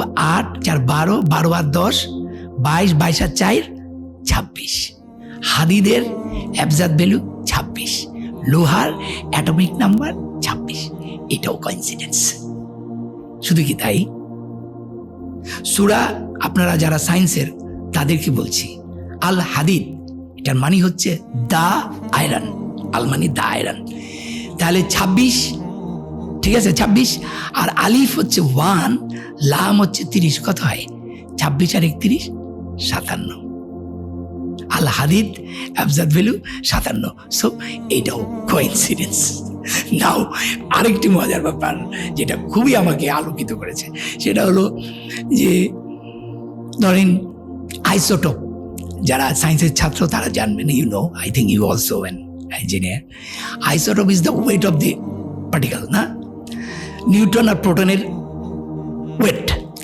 এখন এই লোহার 7 ধরনের লোহা আছে পৃথিবীতে, তার মধ্যে 4টা লোহা পার্মানেন্ট ফর্ম, যেমন নিকেল এরকম অনেকগুলো আছে, আর 3টা লোহা 2 বছরের মধ্যে নিউক্লিওসিনথেসিস বলে, এটা অন্য ম্যাটার হয়ে যায়। একটার ফর্ম আছে ওটা মনে হয় 2-3 মাস থাকে, আরেকটা 2.5 বছরের মধ্যে শেষ হয়ে যায়। মানে পার্মানেন্ট ফর্ম হচ্ছে 4টা লোহার। এই 4টা লোহার নিউট্রন প্রোটনের যে আইসোটোপ মাপা হয়েছে, কোনোটায় পাওয়া গেছে 58, কোনোটা 60, কোনোটা 61, কোনোটা 54। এই 4টা লোহার অ্যাভারেজ আইসোটোপ হচ্ছে 57। এইটাও কোইন্সিডেন্স। এবং সবচেয়ে ইম্পর্টেন্ট আরেকটি সূরা আমি আপনাদেরকে বলছি, সেটা হচ্ছে সূরা আল ফুরকানের, যেটা নাম্বারটা একটু এদিক গন্ডগোল হয়, আমার মনে থাকে না। সেখানে আল্লাহ বলতেছেন, আর তিনি প্রবাহিত করেছেন 2টো সাগর, যার একটির পানি সুমিষ্টি ও সুপেয়, অপরটির পানি লবণাক্ত ও বিস্বাদ, বুক জ্বালা করে। আর 2-এর মাঝে রেখে দিয়েছেন এক ব্যবধান, এক অনতিক্রম্য বাধা। ভাই প্রিয়, আপনার মাধ্যমে আমি দর্শকদেরকে বলছি, ইউটিউবে সার্চ দেন, আপনি 2টা সমুদ্রের, এই যে মিষ্টি 2টা সমুদ্রের মাঝখানে একদম ভিডিও আছে, একদম একটা ব্যবধানটা বোঝা যায়। কিন্তু এটা তো নবী করিম সাল্লাল্লাহু আলাইহি সাল্লামের সময় নাবিকরা এসে তারে বলছে, তিনি সেইটা শুনে লিখছেন, তাই তো? এটাই তো সবাই বলবেন যে আর 2-এর মাঝে রেখে দিয়েছেন এক ব্যবধান। এটা তো, কিন্তু এর পরের লাইনটাই হচ্ছে ডেঞ্জারাস। আর তার মধ্যে 2-এর মধ্যে রেখে দিয়েছেন এক ব্যবধান, এক অনতিক্রম্য বাধা। ও মাই গড! তার মানে কি? বাধার কথা বলবেন কেন? উনি যদি শূন্যই লিখতেন তাহলে তো ব্যবধান দিলেই শেষ। বাধার কথা কেন বলবেন? এই ব্যবধানটা হচ্ছে যারা কেমিস্ট্রি ছাত্র তাদেরকে বলছি, এই দুইটা সেলে ঘনত্বের কারণে ওখানে একটা মেমব্রেন তৈরি হয় 100 মিটার পর্যন্ত। আপনারা এখন এগুলি সায়েন্স, 100 বছর হয়েছে সায়েন্স এগুলো আবিষ্কার করছে। ওই মেমব্রেনটা অটো প্রসেসেই একটার সাথে আরেকটাকে মিশতে দেয় না, একটা মেমব্রেন তৈরি হয়। তাহলে এত বছর আগে আমারে আপনি বলেন, ইজ ইট পসিবল যে এইরকম একটা অনৈতিক ব্রহ্ম বাধার কথা নবী করিম সাল্লাল্লাহু আলাইহি ওয়াসাল্লাম কিভাবে বলবেন? এতে কি প্রমাণ করে না it is not made by human, it's a totally divine book? এরকম শুধু সায়েন্স, তার মনোবিজ্ঞানের কথা কি বলবো, এটা তো আর বলে শেষ করা যাবে না। প্রত্যেকটা সাবজেক্টে, ফিজিক্স, রসায়ন, কিন্তু না আমি আমার কাছে খুব দুঃখ লেগেছে। আমি অনেক হুজুরকে আমি তাদের টকশোতে দেখেছি যে কোরআনে সম্ভবত 6200 এই কটা আয়াত থাকতে পারে। সম্ভবত কেন? আরে কোরআনে আয়াত নাম্বার তো লেখা আছে, এটা কি আপনি সারা জীবন গুনতে পারেন নাই? আপনার তো এটা জানতে হবে। 6234টা আয়াত, 112টা বিসমিল্লাহ। অ্যাকচুয়ালি বিসমিল্লার তো 114টাই আছে। সূরা ফাতিহার একটা, আর আরেকটা হচ্ছে 27 নম্বর যে সূরাটা, সেটা হচ্ছে সূরা নামল, যে পিঁপড়া, সেটার মধ্যে কিন্তু সুলাইমান রাদিয়াল্লাহু আনহু বিলকিস রাদিয়াল্লাহু আনহার কাছে যে চিঠিটা লেখেন সেখানে কিন্তু বিসমিল্লাহির রহমানির রহিম লেখেন। আল্লাহ কিন্তু 114টা বিসমিল্লাহ রেখেছেন। তো যাই হোক, অ্যাবজাদ ভ্যালুটা জানা দরকার, কারণ এই যে আর রহমানুর রাহিম, এই আর রহমানুর রাহিমের অ্যাবজাদ ভ্যালু হচ্ছে 618। নবী করিম সাল্লাল্লাহু আলাইহি ওয়াসাল্লাম তো পরম করুণাময়, পরম দয়াময় ছিলেন, কিন্তু তিনি, আমি সূরা ফাতিহার 7টা আয়াতের মধ্যে প্রথম তো বিসমিল্লাহির রহমানির রহিম, প্রথম 3টা আয়াত হচ্ছে আল্লাহর গুণাবলী, পরের 3টা হচ্ছে আল্লাহর কাছে আমরা প্রার্থনা করছি তুমি আমাদের এটা দাও, নাকি?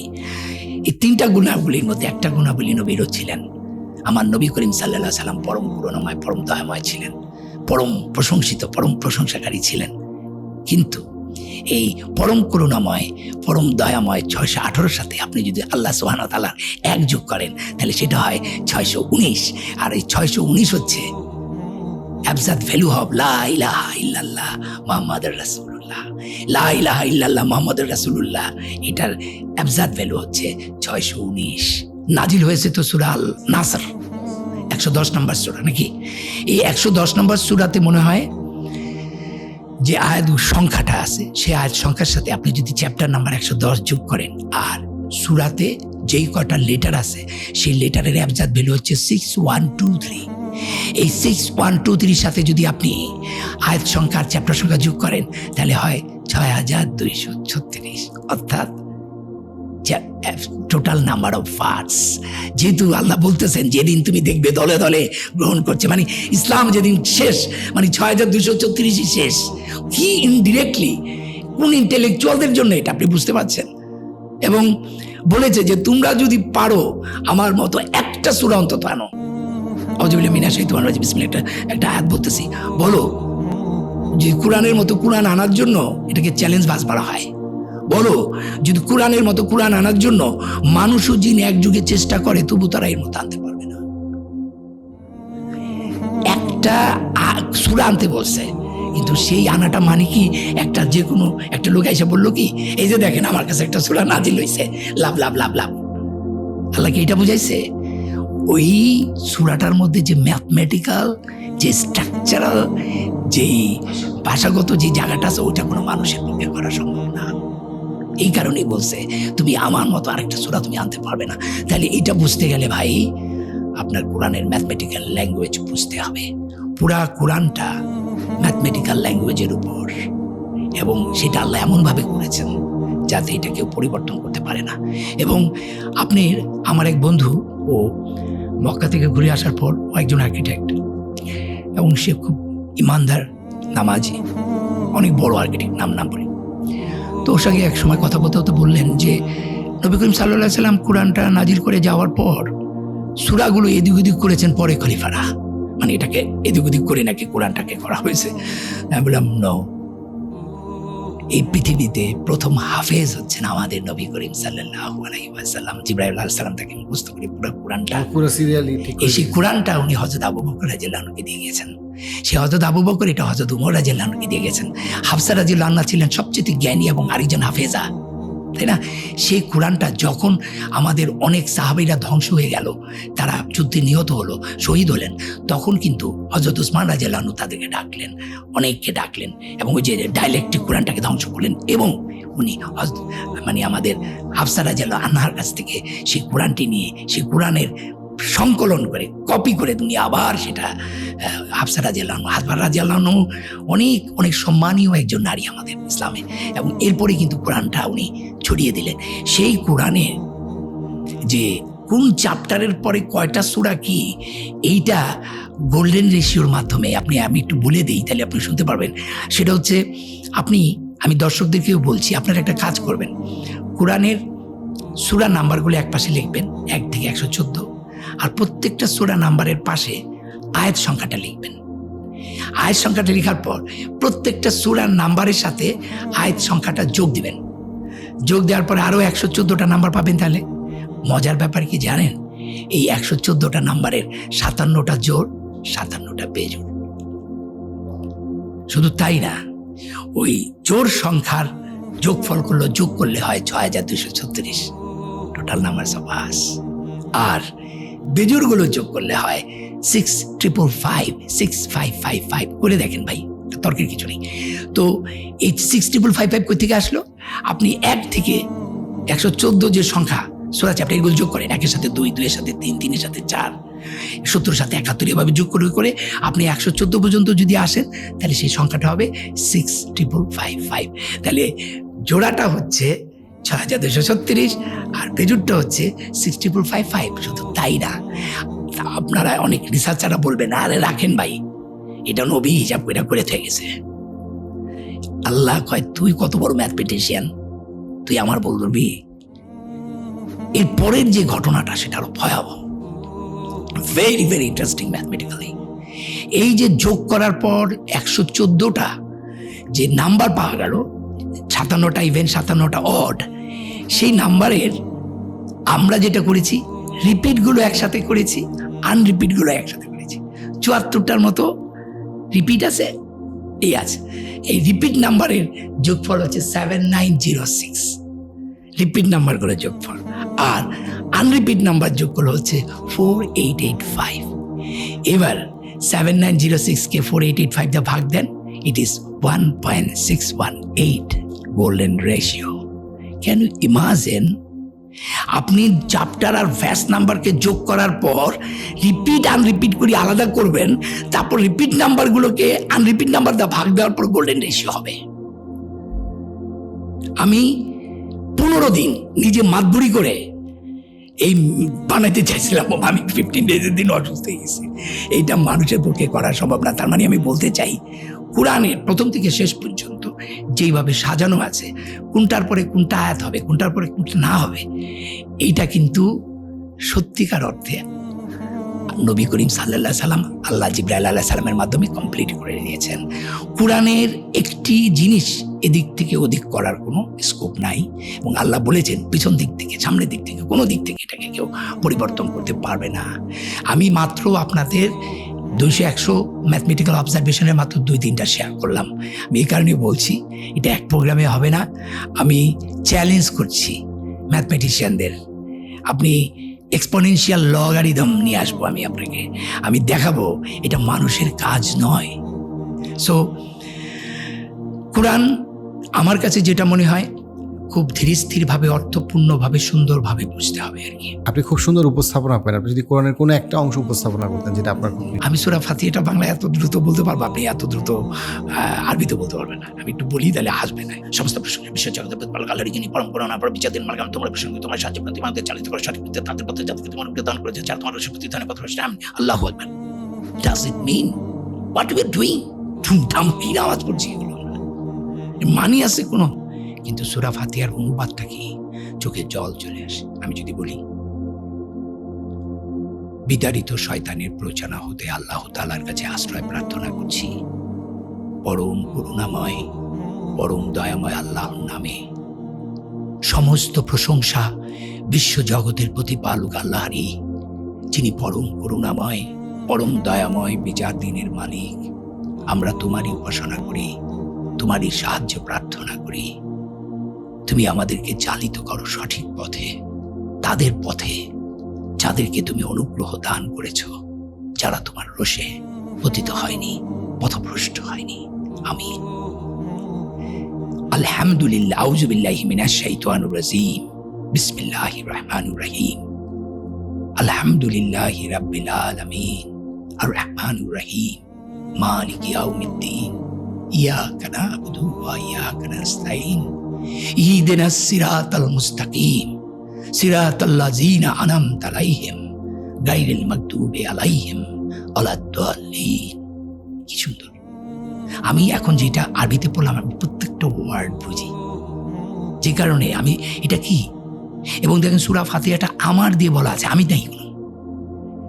আমার মানে হচ্ছে আমি আল্লাহর নবীর উম্মত হিসাবে সমগ্র মুসলমানদের প্রতিনিধিত্ব করে কিন্তু মুসলমানদের হয়ে কিন্তু আল্লাহর কাছে প্রার্থনা করছি। সো সূরা ফাতিহাটা যদি না বুঝি, আমি আমার যেটা মনে হয় ভালো অনুবাদগুলো মুখস্থ করা উচিত। যেমন অনেককে আমি দেখেছি, আমি তো মসজিদে নামাজ পড়ি, জুমা নামাজ পড়ি, আয়াতটা বলার পরে তারপর তার মতো করে সে অনুবাদটা বলে। এতে করে অনেক তথ্য ছুটে যায়, অনেক দ্রুতি নষ্ট হয়ে যায়।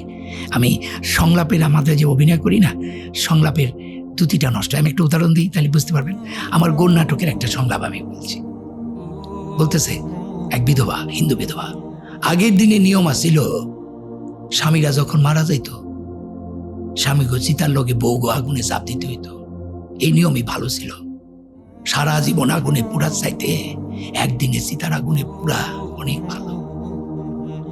এই যে এটার মধ্যে একটা পোয়েট্রি আছে, এটার মধ্যে একটা দ্যুতিটা আছে সংলাপের। সেই দ্যুতিটা যদি আমি একটু বানাই বুনাই এদিক ওদিক করি, তাহলে কিন্তু দ্যুতিটা নষ্ট হয়ে যাবে। ঠিক যেই অনুবাদটা, অ্যারাবিক অনুবাদটাকে কি সুন্দরভাবে এরকম দ্যুতিময়তা রেখে, কাব্যময়তা রেখে অনুবাদ করেছে, সেইটা কিন্তু কাছাকাছি যাবে। তাহলে আমার অনুরোধ থাকবে, যারা হাফেজ তারা, আমি অনেককে বলেছি যে সে সুর ছাড়া বলতে পারে না, সুরে সুরে মুখস্থ করছে আলহামদুলিল্লাহি রাব্বিল আলামিন। আমি কি এভাবে বলতে পারি না নামাজটা? আমাকে সবাইকে কি এভাবেই বলতে হবে? আলহামদুলিল্লাহি রাব্বিল আলামিন। আর অনেক সময় তো আল্লাহ ধমকের সুরে কথা বলছেন, আর কখনো কখনো আল্লাহ সবসময় তো সুর দিয়ে আপনি একই সুরে করলে হবে না তো। তাহলে আপনি যখন বলবেন যে কুল হুয়াল্লাহু আহাদ, আল্লাহ বলো, কুল মানে এটা এক ধরনের শপথ করতে বলছে। শপথ কর আমার সাথে, তুই বলো। এটা এক ধরনের, ওই যে আমরা স্কুলে শপথ করি না, শপথ। সূরা আল কাফিরুন, তাই না? বলো হে আমরা মানে অবিশ্বাসী। আমি এই সূরাটা আমার এখন কাছে ইনজাস্টিস মনে হয়, কেন এটা দিয়ে নামাজ পড়বো? কিন্তু আসলে কিন্তু এই আল্লাহ এটা দিয়া শপথ করাচ্ছে যাতে তোর ভিতরে এই ধর্ম, এইটা জিনিসটা কাল্পটা ক্লিয়ার হয়। সেই কুলের অনেক রকমের ব্যাখ্যা আছে। আমার কাছে যেটা মনে হয়, অর্থ না বুঝে কোনো কিছু করা উচিত। আমি সূরা কাহফের খুব গুরুত্বপূর্ণ একটি জায়গা আপনি, এবং নামাজ কিন্তু একটা পারফরমেন্স, এটা বুঝতে হবে। সামটাইম আল্লাহ is telling, you are listening, and sometime you are telling, আল্লাহ ইজ লিসেনিং। অ্যান্ড আত্মাহেতু তাহাজ্জুদ, এটা পুরাটাই তো একটা কনভারসেশন, তাই না? আমি নামাজ পড়ার সময় দোয়া করি যে আল্লাহ, তাশাহুদের মাধ্যমে তুমি নবী করিম সাল্লাল্লাহু আলাইহি সাল্লামকে রহমত, বরকত ও শান্তি দান করেছো, এবং সেই তাশাহুদে সে আবার তার উম্মতকে রেফার করেছে। সেই রেফার অনুযায়ী তুমি তোমার রহমত, বরকত ও সালাম, আমার এই সালাম ফেরানোর মাধ্যমে পৃথিবীর সমস্ত যা আছে মুসলমান, বিশ্বাসী অবশ্যই প্রাণীকুল সবার কাছে পৌঁছে দাও। এটাই হচ্ছে উম্মতের, মুহাম্মদ সাল্লাল্লাহু আলাইহি সাল্লামের উম্মতের আসল জায়গা। যে আজকে কিন্তু আমাদের নবী করিম সাল্লাল্লাহু আলাইহি সাল্লাম কিন্তু মারা তো যান নাই। আল্লাহ তো যে সূরা বাকারায় বলেছেন, পরিবর্তন এসে খালি যে যারা আল্লাহর পথে মারা যায় তাদেরকে মৃত বলো না, বলছে না সূরা বাকারায়। তো কিন্তু উনি তো এখন কর্ম করতে পারবেন না, ওনার সবই করতে পারবেন, কিন্তু উনি কিন্তু ওনার দুয়াটার কাজে লাগবে কি? উনি তো এখন অফ আছেন, কিন্তু উনি যে শ্রেষ্ঠ মত দান করে গেছেন, সে উম্মতের দায়িত্ব হচ্ছে এখন তার কাজটা করা, তাই না?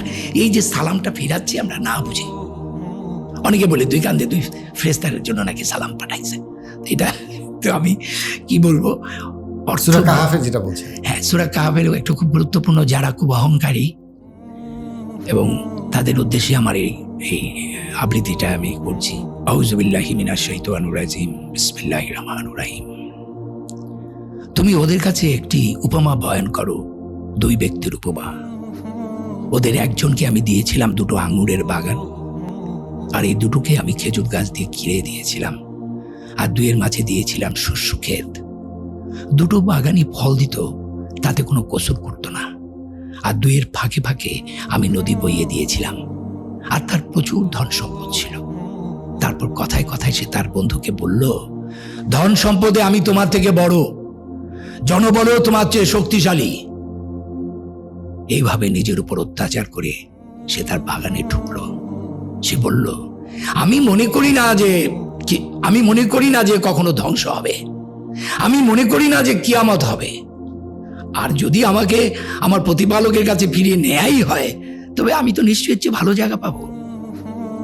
তার সঙ্গে তার তর্কের উত্তরে তাকে বলল, তুমি কি তাকে অস্বীকার করছো যে তোমাকে মাটি থেকে সৃষ্টি করেছেন, তারপর শুক্র থেকে, তারপর পূর্ণ করেছেন মানুষের অবয়বে? আল্লাহই আমার প্রতিপালক, আমি কাউকে আমার প্রতিপালকের শরীক করি না। তুমি যখন ধনীয় সন্তানে আমাকে তোমার চেয়ে কম দেখলে, তখন তোমার বাগানে ঢুকে তুমি কেন বললে না, আল্লাহ যা চেয়েছেন তাই হয়েছে, আল্লাহ সাহায্য ছাড়া কোনো শক্তি নেই। হয়তো আমার প্রতিপালক আমাকে তোমার বাগানের চেয়ে আরো ভালো কিছু দেবে। ও তোমার বাগানে আকাশ থেকে আগুন ছড়াবেন, বা ওর পানি মাটির, যার ফলে গাছপালা শূন্য মাটি হয়ে যাবে, বা ওর পানি মাটির নিচে হারিয়ে যাবে, যা তুমি কখনো ফিরিয়ে আনতে পারবে না। তার ফলগুলো ধ্বংস হয়ে গেল, আর সেখানে সে যা ব্যয় করেছিল তা মাচা সমত যখন পড়ে গেল, সে আক্ষেপ করে হাত মুচড়ে আক্ষেপ করতে লাগলো। সে বলতে লাগলো, হায়, আমি যদি কাউকে আমার প্রতিপালকের শরীক না করতাম, আর আল্লাহ ছাড়া তাকে সাহায্য করার কোনো লোক ছিল না। এক্ষেত্রে অভিভাবকত্বের অধিকার সেই আল্লাহর, যিনি সত্য, পুরস্কার দানে, পরিণাম নির্ণয়ে তিনি শ্রেষ্ঠ। এই যে দেখেন, এই যে এখানে কি পারফরমেন্স নাই? জি অবশ্যই আছে। আল্লাহ যখন বলেন আউযু বিল্লাহি মিনাশ শাইতানির রাজিম, বিসমিল্লাহ, সূরা হিজরের যেটা, আমি তো ছাঁচে ঢালা শুকনো ঠনঠনে মাটি থেকে মানুষ সৃষ্টি করেছি, যখন আমি তাকে সুঠাম করব, তার দেহে আমার রূহ বা প্রাণ সঞ্চার করব। এই যে এটা কথাটা কার? আল্লাহর কথা। কখন আল্লাহ বলতেছেন? সূরা আল মাউনের যেটা 2 আল্লাহ জি আমরা যেটা পড়ি, তিনি কি বলছেন? আউযু বিল্লাহি মিনাশ শাইতানির রাজিম, বিসমিল্লাহির রহমানির রহিম। কার কথা এটা? তুমি কি দেখেছো তাকে, যে ধর্ম বিচারকে অস্বীকার করে, এতিমকে ধাক্কা দিয়ে তাড়িয়ে দেয়, অভাবগ্রস্তকে অন্নদানে উৎসাহিত করে না? সুতরাং দুর্ভোগ সেই সব নামাজ আদায়কারী, যারা তাদের নামাজ সম্বন্ধে উদাসীন, যারা তারপরে লোক দেখানোর জন্য, এবং যারা অপরকে সংসারের ছোটখাটো জিনিস দিয়ে সাহায্য করতে চায় না। এখন এইটা যদি আমি এইভাবে পড়ি, তুমি দেখছো এটার মানে কি হতে পারে আমাকে বলে। সো অনেক আগে শামসুর রহমান একটা কথা বলেছিলেন, কবি, আমার খুব প্রিয় কবি। উনি বলেছিলেন যে উদ্ভট উটের পিঠে চলেছে স্বদেশ। এটাই উদ্ভট উট, আমরা সঠিক পথটা নিতে পারি নাই। আমি কতগুলো মানুষকে খুব স্মরণ করি সবসময়, তার মধ্যে একজন অন্যতম হচ্ছে মাওলানা ভাসানী, ডক্টর মোহাম্মদ শহীদুল্লাহ, এবং আমাদের যে ভ্রমণ কাহিনী লিখতেন সৈয়দ মোস্তফা আলী। সৈয়দ মোস্তফা আলী 15 থেকে 16টা ল্যাঙ্গুয়েজ শিখেছে। আরে ভাই, আপনার বয়স 70 বছর, তাতে কি? কালকে থেকে শুরু করেন আপনি আরবি ভাষা শেখা। কারণ ভাষা শিখলে কি হয় জানেন? বিদেশিরা, ফরেনাররা, ওরা ওদের মাতৃভাষার পাশে 2-3টা করে ভাষা শেখে। কেন জানেন? ওইটা লসনেসটা, ব্রেনটা কাজ করে। ব্রেনটা কাজ করলে যেটা বুড়ো বয়সেও স্মরণ শক্তিটা কাজ করে। আমি বলছি যে আপনি, আমার তো বুড়ো হয়ে গেছে, আর কে শিখাবে? আপনি আরবি ভাষাটা বিসমিল্লাহ বলে শেখা শুরু করেন, আপনি যে কটা শিখতে পারবেন সেটাই লাভ। যেমন না পারলে কিছু সূরার ওই ওয়ার্ডগুলোর অর্থটাও যদি আপনি বলেন, আল্লাহু লা ইলাহা ইল্লা হুয়াল হাইয়ুল কাইয়ুম, আল্লাহ তিনি ছাড়া কোনো উপাস্য নেই, তিনি চিরঞ্জীব চিরস্থায়ী, এরকম ওয়ার্ডগুলো বুঝে করতে পারেন। আরবি ভাষাটা শিখলে দুটো লাভ, একটা হচ্ছে আপনার স্মৃতিশক্তি বেড়ে যাবে, 2 নাম্বার হচ্ছে যে ভাষাতে আমাদের কোরআন নাজিল হয়েছে সেই ভাষাটা আপনি জানতে পারবেন। তবে এই ভাষাটার এই পড়াটার কোনো অর্থ নাই যার আমি একটা শব্দও বুঝি না। আসলে আমি খুবই ক্ষুদ্র একটি মানুষ এবং আমার যে জ্ঞান, আমার যে পড়ালেখা, সেটা এতই সীমিত, এতই কম। তারপর ওই অল্প জ্ঞানে আমি যে আমার মহান আল্লাহ তাআলার অস্তিত্বটা যে একটু টের পাচ্ছি নিয়ে আছেন, এতেই আমি ধন্য।